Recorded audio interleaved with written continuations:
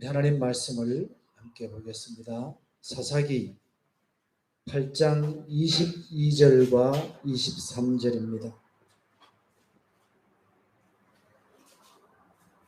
사사기 8장 22절과 23절입니다.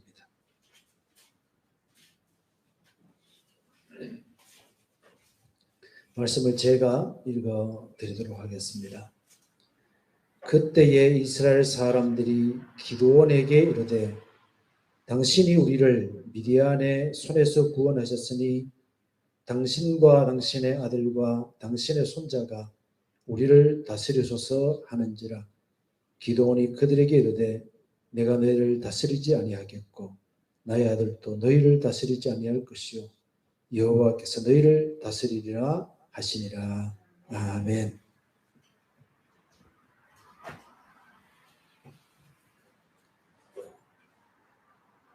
기드온이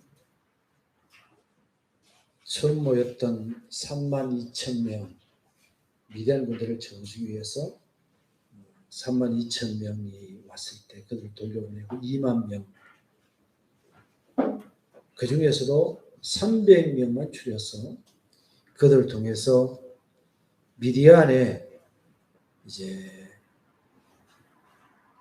진영을 공격을 해서 큰 승리를 얻어냈습니다. 그런데 그 승리를 얻어내기까지 처음 군사를 소집했을 때 왔던 32,000명과 에브라임 사람들까지 포함해서 많은 사람들이 협력해서 미디안 군대를 이제 몰아냈습니다. 그리고 난 다음에 기드온과 이제 300명의 용사들이 계속해서 미디안의 이제 지휘부라고 할 수 있는 왕 세바와 살문나를 추격하는 내용들이 이어서 계속해서 나옵니다.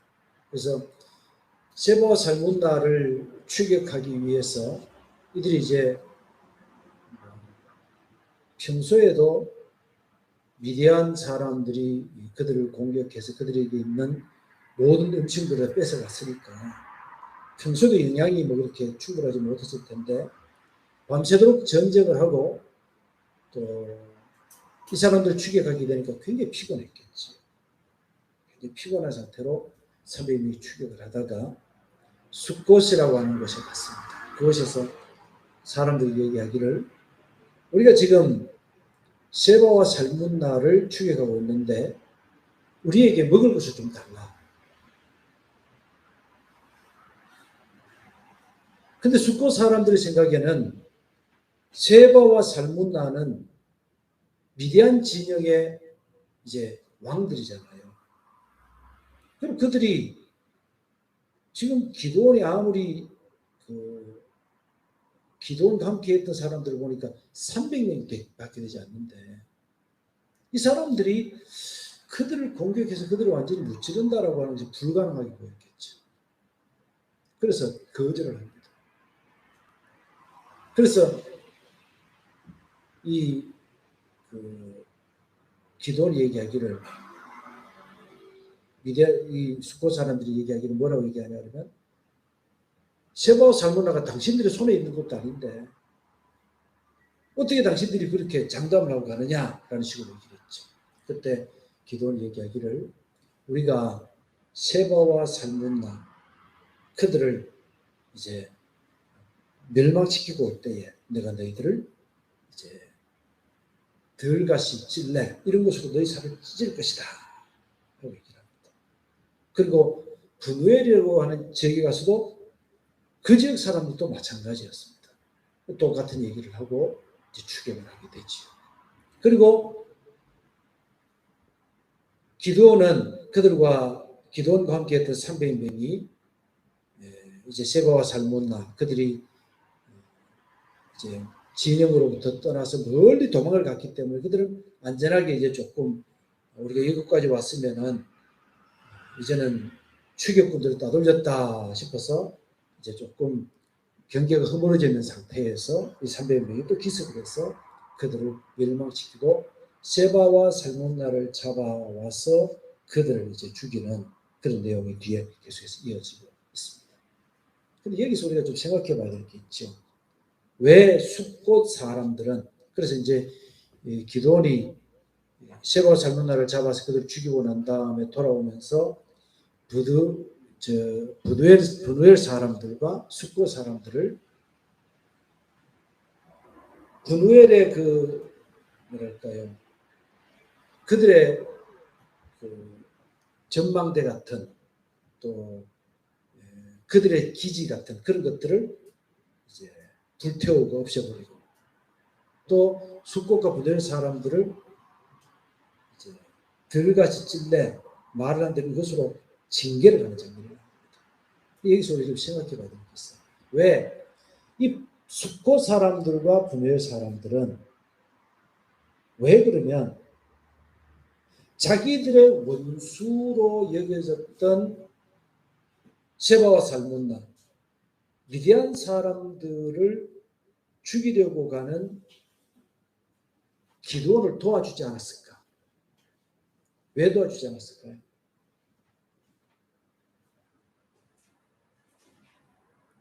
왜 추격하고 있는 기드온을 도와주지 않고 오히려 그것에 대해서 굉장히 좀 이렇게 가소롭다는 식으로 비웃는 듯한 그런 모습을 왜 보였습니까? 이 숫곳과 브누엘 지방은 갓 지파의 지경이었고 또 그 족속의 사람들이 거기 살았던 것 같아요. 이곳은 이제 말하자면 미디안 사람들이 그들을 공격해 왔을 때 요단강 서편에 있는 사람들보다 훨씬 빨리 공격을 받는 곳이었고, 훨씬 더 말하자면 미디안 사람들의 지배력이 강했던 것이었겠지. 그래서 뭐 예를 들어서 이런 거잖아요. 우리가 이제 북한하고 전쟁이 일어난다고 하면 서울 이북 쪽에 있는 사람들이 훨씬 더 빨리, 훨씬 더 많은 위험에 처해 있겠죠. 그죠? 훨씬 더 많은 위험에 처해 있겠죠. 그것과 같은 것이에요. 그래서 미디안 사람들은 항상 그들을 공격했을 터이고, 그들은 항상 당해왔을 것이고, 그들은 항상 마음속에 이 미디안 사람들에 대해서 두려움이 그들에게 상존해 있었을 것이다 라고 하는 우리가 생각해 보시면 되는 거죠. 그러다 보니까 어떤 면으로는 요단강 서쪽에 있는 다른 민족들이 와가지고 어떤 야, 우리가 너희를 도와줄게, 그래도 실제적으로 그런 도움 같은 것을 기대하지 않을 뿐만 아니고, 지금 기드온이 조금 승리를 거두는 것 같지만 결국 맨 먼저 미디안이 공격을 했을 때 맨 먼저 당하는 사람도 바로 우리들인데 라고 하는 생각을 가졌을 수도 있겠죠. 어쩜 이것이 우리의 삶과 굉장히 좀 밀접한 관계를 맺는, 우리 신앙생활과 굉장히 좀 이렇게 비교를 해볼 수 있는 그런 것이 되지 않겠느냐라는 생각이 듭니다. 보통 이제 그 대통령이 있으면 대통령 옆에는 항상 권력자들이 있죠. 권세가 있는 사람들. 또 항상 이렇게 도와주는 사람들이 돈 있고 권세 있는 사람들이 도와주잖아요. 그래서 어떤 정치권에 나가는 사람들을 보면 항상 옆에 자기를 막 도와주고 막 적극 지지자들이 있으니까 뭐 다른 걸 잘 안 믿어요. 여론조사도 안 믿고 뭐 일반 국민들이 생각하는 그거는, 예를 들어서 국회의원이 여기 내려왔다 그러면 적극 지지자들이 와서 얘기를 하지, 누가 반대되는 사람이 와가지고서는 누구 물러가라 이렇게 하는 사람이 있겠어요? 없잖아요. 그러니까 목사님들도 목회를 하다 보면 항상 옆에서 아이고 막 목사님 막 교회 나오는 사람들은 다 어떤 사람들이에요? 예를 들어서 우리 목사님 설교가 개떡 끝에 그러면은 떠나겠죠. 그죠? 꿀떡 먹으러 떠나겠죠. 그죠? 떠나겠죠. 근데 그나마 뭐 나는 교회를 지켜야 돼. 내지는 뭐 그래도 목사님 설교가 그래도 뭐 꿀떡은 아니라도 뭐 들을만 해. 그리고 뭐 이런 사람들을 보여드리겠죠. 그죠? 옆에 가지고 설교 끝나가면 아이고 목사님 은혜 받았습니다. 그 목사님은 항상 착각 속에 살죠. 아, 내 설교가 최고고 때로는 내 마음만 정말 하나님 앞에 정말 정직하고 이래서 항상 그 옆에는 목사님을 어떤 면으로는 하나님처럼 또 받을 그런 사람들도 있으니까 목사님은 항상 좋아요. 그래서 자기에게 반대되는 사람들 어떻게 생각해요? 저보다 저거는 마귀 새끼 같고 미친놈 같고 또라이 같고 다 그렇게 보는 거예요. 다 그렇게 보는 거예요. 그럼 목사님은 목회하기가 너무 편해. 왜요? 항상 그런 사람 옆에 있으니까.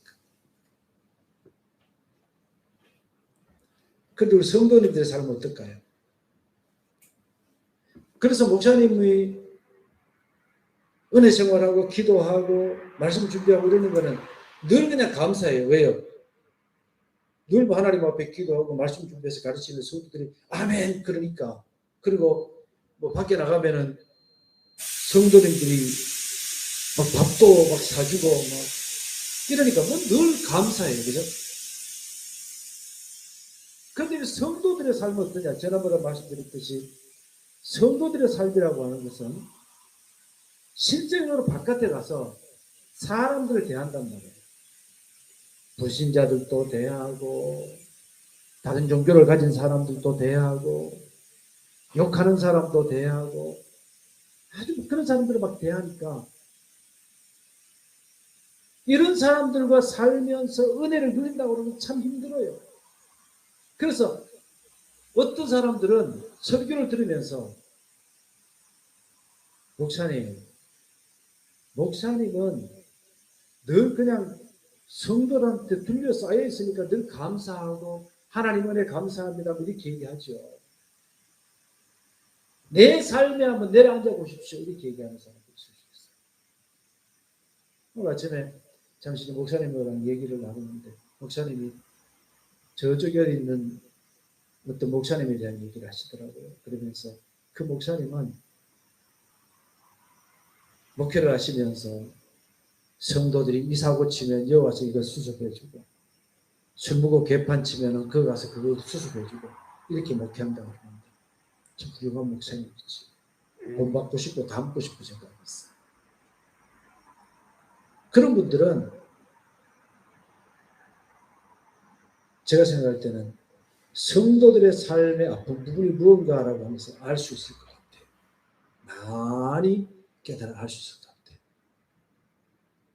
자, 우리 성도들의 생각을 한번 생각해 봅시다. 습곤과 분노에 사는 사람들 혹시 여러분들의 삶이 아닌지 한번 생각해 봐야 돼요. 우리가 지금 거기 살고 있기 때문에 자꾸 접촉하는 게 누구예요? 미디어한 사람들, 이방인들 계속 접촉해요. 그러다 보니까 어느 순간인가 마음이 굳어져 있어요. 하나님의 역사하심, 하나님의 능력, 기도원이 하나님의 역사를 일으키면서 하나님의 능력으로 일을 하는데도 그것이 하나님의 은혜와 하나님의 능력으로 안 보이고 어느 순간인가 내 자신이 거기에 대해서 조소하는, 비웃는 그런 입장에 있어서 니도 내 사정 대봐라. 네가 기도하라. 그 얘기가 나오는가. 니도 내 사정 대봐라. 네가 이 시점에서 기도할 수 있는가. 자꾸 마음이 그죠? 이 세상과 부딪혀서 살면 살수록 점점 더 우리 마음속에는 숫꽃과 분열 사람들처럼 마음이 그렇게 굳어질 수가 있고 마음이 자존감이 낮아지고 하나님의 일에 대해서 조소하게 되는 그런 일들이 일어날 수가 있어요. 그죠? 그런 일이 일어날 수가 있어요.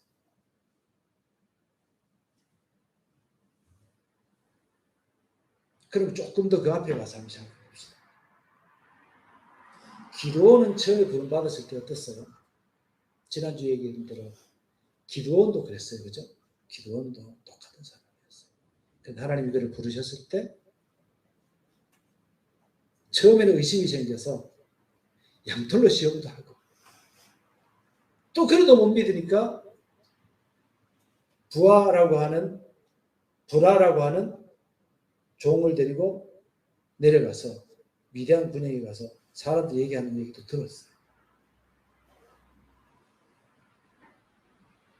그는 처음 부르심을 받았을 때 마음이 숫곳 사람이나 분외 사람들처럼 그런 마음의 상태였지만 그러나 하나님이 역사하시고 하나님이 일하심을 제대로 바라봤어요. 그죠? 그리고 순종할 수가 있었어요.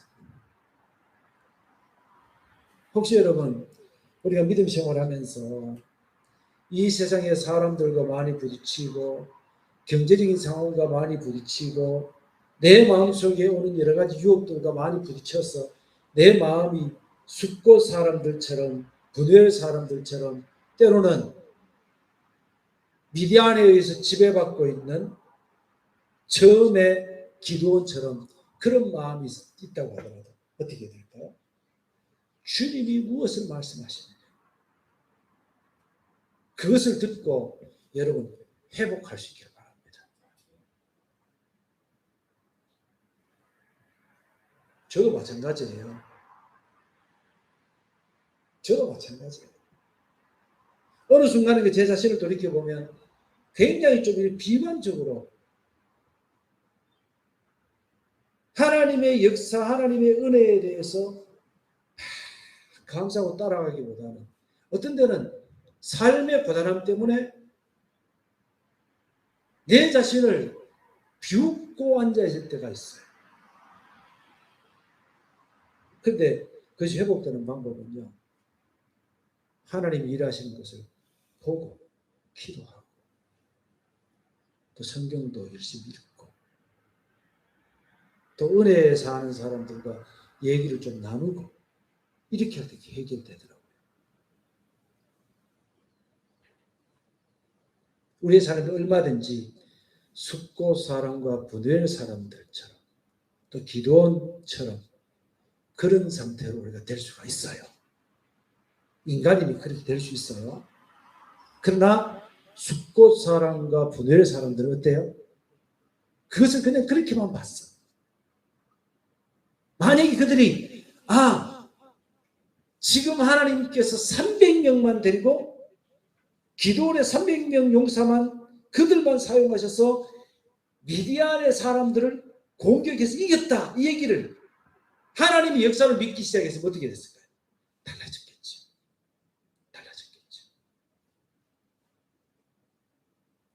때로는 우리가 우리의 신앙에서 가장 좋았던 때 있죠. 신앙으로 잘 됐을 때 그때를 우리가 회상해 볼 필요가 있습니다. 그때 내가 왜 그렇게 좋았지 신앙에서? 어떻게 할 때 좋았어요? 한번 돌아보시면 하나님에 대한 기대를 가지고 하나님 앞에 기도했던 때일 거예요. 분명히 그때일 거예요. 혹시라도 여러분 나는 그때가 없는데 라고 생각하는 여러분들이 있다면 그 기회를 한번 만들어 보시고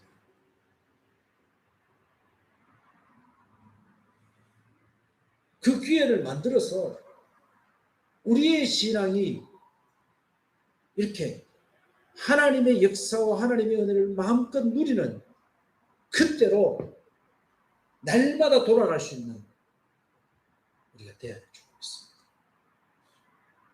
하다못해 연어도 바다를 돌아가지고 다 크고 난 다음에는 산란을 위해서 자기가 처음 방류됐던 곳으로 돌아오게 되는데 우리의 인간 하나님의 형상을 닮은 우리는 얼마든지 그걸 할 수가 있는 거죠. 그죠? 할 수 있어요. 자, 그래서 그렇게 될 수 있기를 바랍니다. 이런 얘기는 강조해도 지나치지 않겠지만 그다음에 그 뒷부분을 조금 오늘 얘기를 하려고 합니다. 기드온이 이제 이렇게 사사로서 성공적인 모습을 보였을 때 이스라엘 사람들이 그들에게 나와서 이야기를 당신이 우리를 미디안 사람들과 그들의 손에서 건져냈으니까 당신이 우리를 그리고 당신의 자녀들과 당신의 손자가 우리를 다스리십시오. 다시 말하면 이것은 왕이 되 주십시오라고 얘기를 하죠. 그때 기도하는 얘기하기를 나와 내 아들과 내 손자는 너희를 다스리지 않겠다. 나 왕이 되지 않겠다. 오직 하나님이 왕이시니 하나님께서 너희를 다스릴 것이다 라고 얘기를 하고 왕의 자리를 사양을 합니다. 그러면서 기드온이 이런 얘기를 하죠. 오직 내가 한 가지 당신들에게 부탁할 것이 있는데 당신들이 이번 전쟁에서 탈취한 귀걸이 하나씩만 좀 내놔라. 그래서 하나만 달라 그러니까 귀걸이 하나씩을 줬죠. 그런데 그것으로 가지고 에봇을 하나 만들었다. 그렇게 얘기합니다. 에봇을 만들었다. 그 에봇을 만들어서 그 에봇은 본래 뭐 하는 거예요? 에봇은 제사장이 하나님을 섬길 때 입는 옷이었죠. 조끼 같은 그런 옷이었어요. 근데 그것을 만들어가지고 기도원에 놔뒀더니 사람들이 그 에봇이 마치 어떤 하나님의 신령한 영적인 권세, 능력 이것이 거기에 깃들어져 있어가지고 그 쳐다보기만 해도 복받을 것처럼 그 에봇을 섬기기 시작했다. 음란하게 섬겼다. 그렇게 얘기를 하죠. 여기서 우리가 좀 생각해 봐야 될 게 있죠. 우리가 이제 출애굽기 민수기에서 보면 이스라엘 백성들이 광야에서 하나님 원망할 때 하나님 불뱀을 보내서 이스라엘 백성을 물게 만들었죠. 그죠? 그때 이스라엘 백성들이 하나님께 기도하고 모세도 기도하고 했을 때 하나님 말씀하시기를 불뱀을 만들어서 높이 달아라. 그것을 쳐다보는 사람마다 낫겠다. 이렇게 얘기했죠. 그래서 뱀의 형상을 만들어서 달아놨는데 그것을 쳐다보는 사람보다 나았죠. 근데 그것이 나중에 11개 하서에까지 그것이 남겨져 있죠. 그래서 하나의 상징적인 것이었고 거기서 없어져야 될 것인데 그것을 만들어 놨는데 그것이 나중에 우상이 된 거죠. 기도원에 만든 에봇도 마찬가지로 우상이 되어버리고 말았죠. 우리는 자칫 잘못하면 어떤 사람이 우상이 될 수가 있어요. 어떤 목사가 우상이 될 수도 있어요. 어떤 물건이 우리에게 우상이 될 수도 있어요. 어떤 장소가 우리에게 우상이 될 수도 있습니다. 내가 모든 게 해결 안 되는데 거기 가서만 기도하면 다 해결되더라. 그래서 다른 데서 기도도 안 하고 맨날 거기만 찾는 그것도 잘못된 거죠. 잘못된 거죠. 구약 같으면 그게 맞지요. 하나님의 성전은 한 곳이 있었으니까. 근데 신약에서는 너희가 하나님의 성전인 것과 하나님의 성령이 너희 안에 거하신 것을 알지 못하느냐. 우리 자신이 하나님이 거하시는 성전이죠. 여러분 예를 들어서 우리나라에 그런 일이 없어야 되겠지만 어떤 큰 일이 일어나가지고 목사들 다 죽어버렸어. 그러면 여러분 어떻게 할래요? 목사들이 한 명도 없어요. 그럼 여러분들이 예배를 인도하는 그 역할을 감당해야 되지. 여러분들이 왕 같은 제사장으로서 그렇게 해야 되지.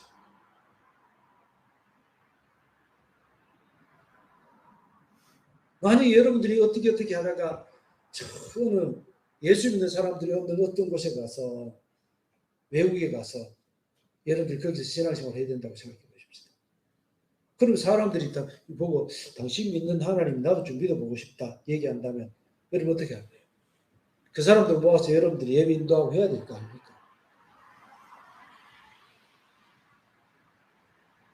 그런 생각을 늘 가지고 있어요. 어떤 일이 우리에게 일어날지 아무도 모르니까. 그래서 어떤 장소, 어떤 사람, 어떤 물건 이런 것들에 집중하는 것은 기도원의 실수를 이어서 하는 게 될 수밖에 없죠. 그래서 우리가 사람도 물건도 우상이 될 수 있다는 것을 우리가 꼭 마음속에 명심을 하고 있습니다. 그리고 기도원이 또 한 가지 실수를 했죠. 기도원의 자녀들이 많았어요. 기도원의 자녀들이 70명이었어요. 그러면 기도원이 한 명의 여자에게 70명을 낳았을까요? 뭐 70쌍둥이를 낳으면 한꺼번에 다 낳을 수 있겠지만 그럴 일은 없잖아요. 7쌍둥이를 낳아도 10년을 낳아야 되는데 그죠? 이게 말이 안 되잖아요. 그러니까 아내가 그만큼 많았다는 거죠. 그래서 자녀들이 많으니까 이제 문제가 생기기 시작했죠. 기도는 거기에다가 세겜 사람들 중에서 첩을 한 명을 데려다가 애를 낳았는데 그게 바로 아비멜렉입니다. 아비멜렉에 대한 얘기를 또 조금 얘기를 하려고 합니다. 그래서 기도원의 실수는 아내를 많이 두고 자녀를 많이 낳은 것이 이렇게 큰 실수였습니다. 이것은요, 성경 곳곳에서 그러한 사람들마다 문제가 생겼습니다. 문제가 많이 생겼어요. 굉장히 많습니다. 그런 얘기가. 제일 일본으로 머리 떠오르는 사람이 누구냐 그러면 솔로몬이에요. 솔로몬은 첫 첩이 1000명이었으니까 큰 실수를 했죠. 그래서 성도 예루살렘에까지 우상이 들어오게 되는 그런 제도가 있죠. 그런데 기도원의 첩 중에 세겜 여인이 낳은 첩의 아들 이름이 아비멜렉이었습니다. 여러분 아비멜렉 그러면 창세기에도 아비멜렉이 나오죠. 창세기에 아비멜렉 나옵니까? 왕의 명칭이었죠. 근데 이 세겜 여인은 이 여인이 이스라엘 여인이었는지 아니면 이방인인지는 잘 모르겠어요. 근데 아마 이스라엘 여인이었지 싶습니다. 그런데 이 여인은 기도원의 첩은 분명한 것은 뭐냐 그러면 이 여인은 하나님에 대한 믿음이 제대로 박힌 여인은 아니었던 거예요. 아비멜렉이라고 하는 뜻은 왕이라는 뜻입니다.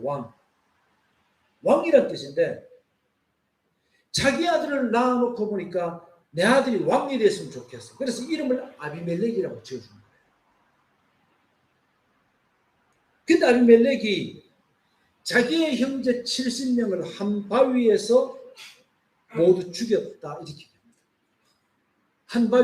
한 바위에서 죽였다는 말은 공식적인 처형 의식입니다. 그들의 죄 없는 것을 죄를 물어가지고 한 사람 한 사람씩 자기 형제 70명을 다 죽여버렸지. 이 사건의 발단이 뭐냐? 기도원에 있는 거지. 기도원. 그래서 기도원은 결국 자기의 아내를 많이 두고 자녀를 많이 생산하는 이 사건 때문에 자기의 자녀들이 한꺼번에 다 죽는 이 끔찍한 일을 이제 당할 수밖에 없었던 것이죠. 이 아비멜렉은 세겜의 상수리 나무 곁 여기에서 이제 대관식을 하는데 세겜 민족들이 얘기하기를 나는 당신들의 친척이요. 내 어머니는 당신들과 같이 이제 한마디로 말해서 당신들의 자매 아닙니까? 나는 이것이 왜 가고 나는 이것을 근거로 해서 내가 왕이 되겠소라고 이제 선포를 하게 됩니다. 그래서 이제 그는 대관식을 행하고 난 다음에 자기의 이제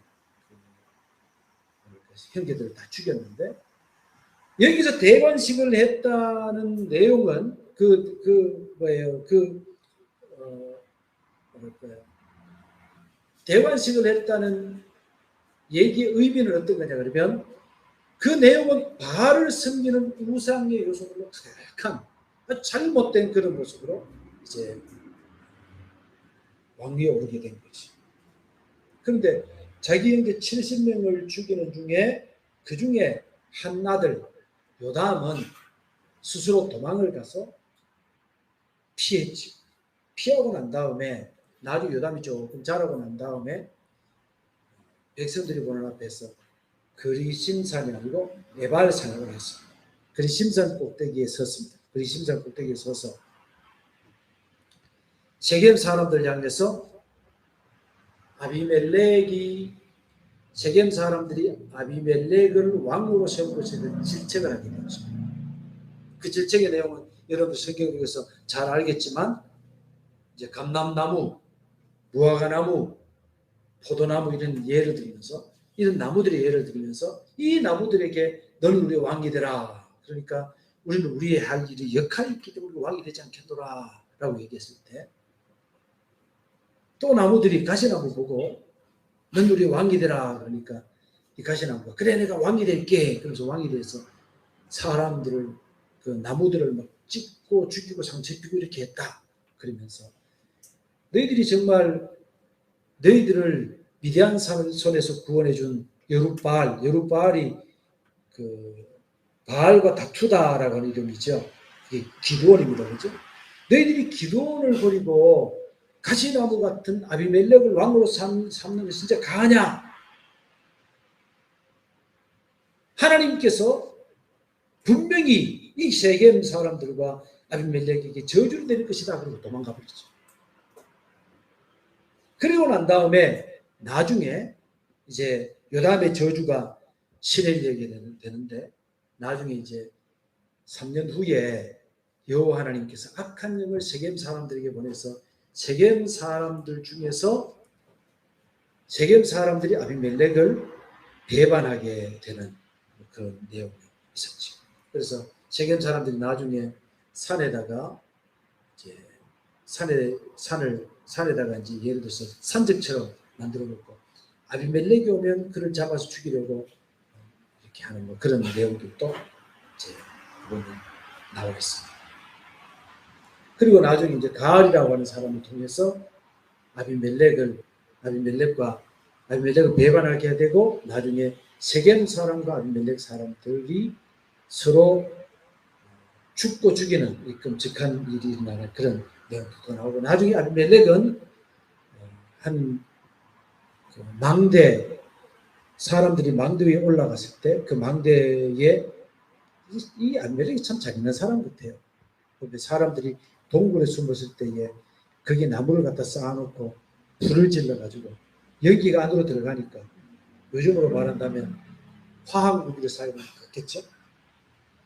결국은 거기에 있는 사람들을 죽이는 끔찍한 사건.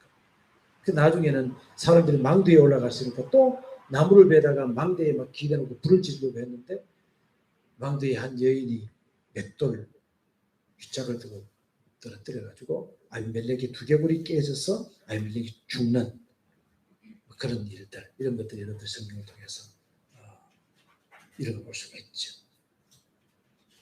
우리 여기서 뭐 이런 얘기들 여러분 읽어보면 쭉 이제 다 아니까. 그리고 나중에 이 요담이 그리심산에서 저주했던 그 내용 그대로 응해졌던 그런 내용들을 여러분들 읽어보면 그 내용들이 있으니까 여러분들 좀 성경도 읽으시고 교재도 좀 읽어보시면 좋을 것 같습니다. 우리는 기드온처럼 신앙에 승리할 수 있지만 우리가 뭔가를 얻었는 것 같고 뭔가를 이룬 것 같을 그때에 조심해야 돼요. 성경은 성줄로 생각하는 자는 넘어질까 조심하라. 이렇게 얘기합니다. 중요한 어떤 목사님 계신데 우리 신학교 다닐 때에 이제 오셔서 목회 상담학을 가르치고 하셨던 목사님인데 그분은 교회를 은퇴하시고 난 다음에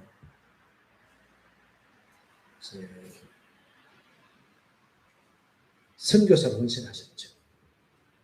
선교사로 헌신하셔서 선교지에서 어떤 사역들을 하셨는지 구체적으로 잘 모르지만 아마 뭐 후배들이 외국에 나가 있으니까 그들을 좀 도와주기도 하고 뭐 그랬을 것 같아요. 아니면은 한인교회를 목회하셨는지 잘 모릅니다. 또 인격적으로 뛰어난 분이시니까 선교사님들 사이에서 어떤 사역 이런 것들도 감당해서 좋아요. 그렇게 사역을 하시다가 얼마 사역하지 않고 그분은 이제 하나님 부르심 받아서 가신 분도 있어요.